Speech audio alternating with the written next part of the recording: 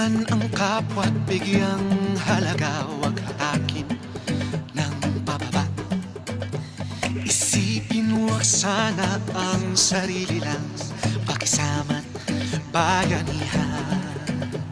Subukan nating isulong at lingkawan ang magandang bukas. Ikaw at ako magkasama tayo, salubungin ang kinabukasan.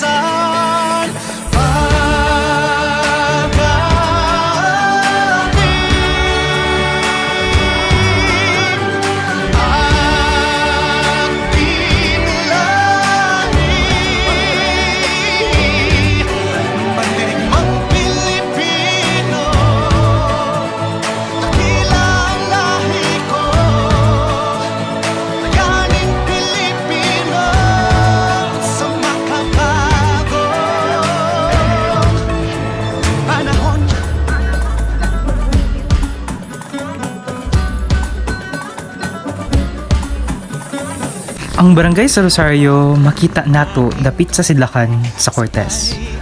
Ang barangay na ilang rice granary sa lungsod. Pero gawas ani, kibaw ba mo nga ilado usab kini sa iyahang suba ug sa bungtod? Dili lang tungod kay tinubdan kini sa mga pagkaon, panginabuhi ug kahoy pangsugnod, kundi tungod sa makanindot ni ining lugara. Mao kini ang Kamutok River ug bungtod ni Antero. Ang Kamutok River maoy nag-separate sa Cortez ug Antequera. Maong daghan yud ang mga tawo nga nakabenepisyo niini.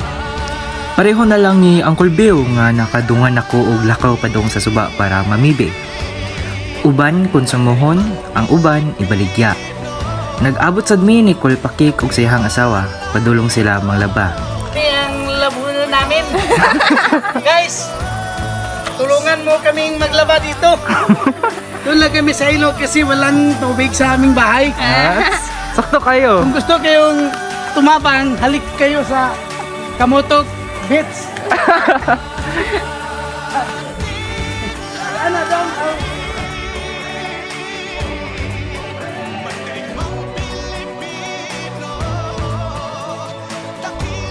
Gawas ani na usab ang uban nga mga mano ug isda kinagkagabi.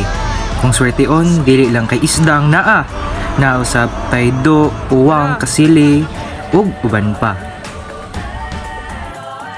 Matud sa isa ka kagawad nga na-interview nako, gibawal na ang paggubgob ug balas diring dapita.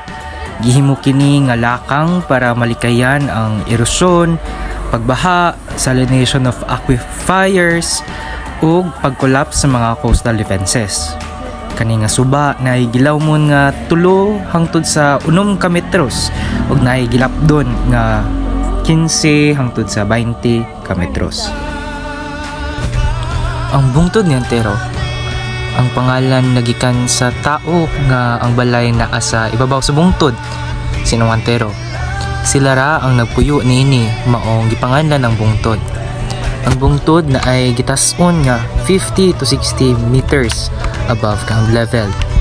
Sa ani nga bungtod makita nato ang nagkadaiya nga mga kahoy pareho sa mahogani, nara, lubi, mga butong ug daghan pa. Maong kasagaran ani jud manguha og kahoy pangsugnod. Naasad makita nato diri ang mga patikan kung asa pwede nato ibaligya. Pwede sad maglipak tungod kay daghan ang mga butong. Aning lugara dili basta-basta makaputol og kahoy. Kinahanglan nga mulukat una og permit usa makabuhat sa gingon nga aktibidades. Kini para malikayan ang pagputol sa mga kahoy nga dugay na nga nagbarok. Maoy giingon ni kagawan. Kaning mga butanga giisip nato nga grabe kabahandi. Pero sa uban gibalewala lang ug gibusaran pa. Atuang ibutang sa hunahuna nga ang tanan natong gihimo adunay sangputanan.